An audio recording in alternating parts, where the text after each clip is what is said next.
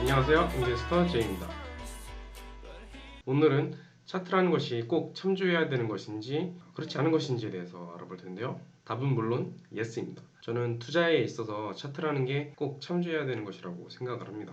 이유는 뭘까요? 차트 말고 여러분들이 어떤 자산의 미래 가격이 알고 싶을 때 뭘 할 수가 있을까요? 첫 번째로 고수나 시장의 큰 손들에게 물어볼 수가 있겠죠. 예를 들어서 워런 버핏이라든지 조지 소로스라든지 투자은행, JP모건이나 대형 기관 투자자들에게 물어볼 수가 있겠죠. 당신은 내일 주식을 사겠습니까? 혹은 팔겠습니까? 얘네들이 판다고 하면 저도 팔아야겠죠. 미리 산다고 하면 이 사람들이 사기 전에 제가 먼저 손취매를 해야겠죠. 근데 그게 가능합니까? 가능하지가 않습니다.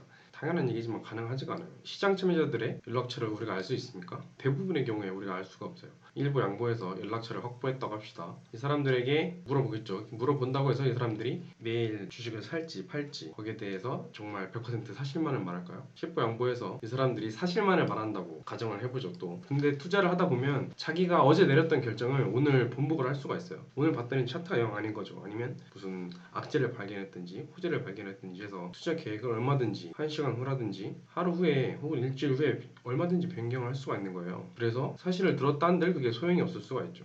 그들이 말한 것을 그대로 실행을 한다고 또 가정을 해볼게요. 하지만 이런 사람들이 진정한 시장 지배자들일까요? 이 사람들 말고도 돈을 많은 사람들은 많고 아무리 큰 기관이라 할지라도 미스터 마켓을 혼자 움직일 수는 없어요. 사바나와 비슷한 이유로 모든 시장 참여자들에게 어떻게 할 건지 물어보는 건 불가능해요. 대답을 다 듣는 것도 불가능하고 대답을 그대로 다 들었다 한들 그 사람들이 대답한 대로 행동할지 행동하지 않을지 모르는 일이니까요.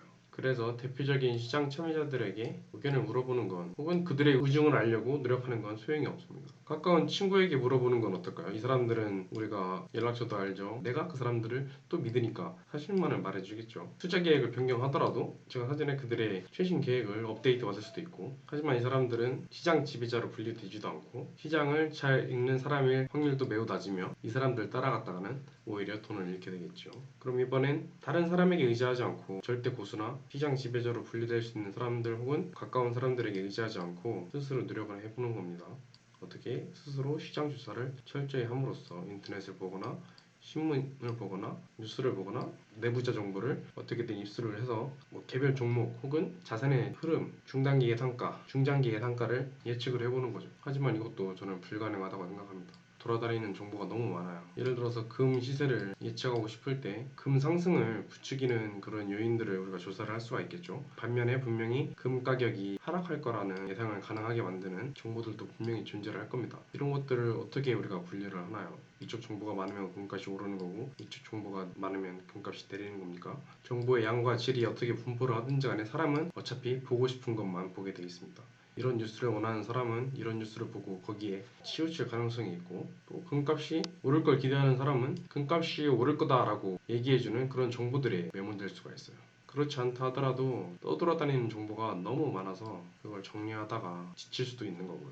하지만 이런 것들을 완전히 배제를 할 수는 없겠죠. 어느 정도 베이스에 둔 상태로 내 심리를 잘 컨트롤하는 상태에서 차트를 보면 어떻게 될까요? 아주 큰 도움이 될 수가 있습니다. 어떻게 도움이 될 수 있냐면 차트에는 모든 시장 참여자들의 가장 최근 결정이 녹아 있습니다. 예를 들어서 워런 버핏이 주식을 산다고 했든 산다고 하지 않았든지 간에 조지 소로스가 주식을 판다고 하든지 말든지 간에 한 자산을 사고 팔았던 사람들의 모든 행위가 이 차트 안에 녹아 있는 겁니다. 일일이 여러 시장 참여자들의 의견을 물어보고 다닐 필요가 없는 거예요. 그 사람들이 어제 많이 샀으면 주가는 많이 올랐을 것이고 그 사람들이 어제 주식을 많이 팔았으면 주가는 내렸을 겁니다. 네가 어제 샀니 팔았니 내일 살 거니 팔 거니 이런 것들을 물어보지 않아도 되게끔 모든 시장 참여자들의 가장 최근 결정이 켜켜이 쌓여져 나가고 있는 게 차트라는 사실이 굉장히 중요해요. 그리고 차트는 후행지표이면서 미래를 보여주는 선행지표라고 생각할 수도 있습니다. 왜냐하면 보통 주가가 이렇게 흘러가잖아요. 이렇게 흘러가는데 보통의 이 정도 가격 밴드를 두고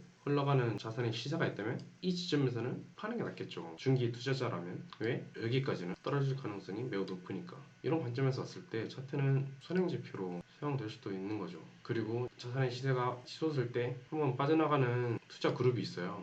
이런 그룹들이 이렇게 고점에서 한번 차트를 꺾어놓고 그 다음에 차트는 다시 상승하고 다시 한번 시세 차익을 얻고 빠져나가는 그룹이 생기고 상승세가 여전히 남아있어서 다시 올라갔다가 꺾입니다. 차트는 보통 급격하게 자산의 시세가 오르는 종목의 경우에는 이런 시그널이 이제 고점에 거의 다 왔구나 라는 후행 지표이자 선행 지표로 여길 수 있는 거겠죠. 그리고 마지막으로 차트, 캔들 차트, 그리고 이평선 이런 것들만 보고도 충분하면 쓸 필요가 없지만 시세의 경향성을 시각화시켜주는 스토캐스틱 슬로우라는 부저지표를 사용하면 여러분들은 분명히 자산의 미래 가격을 알 수 있게 될 겁니다. 당연히 부자가 되겠죠. 네, 오늘은 여기까지고요. 인베스터 제이였습니다. 감사합니다.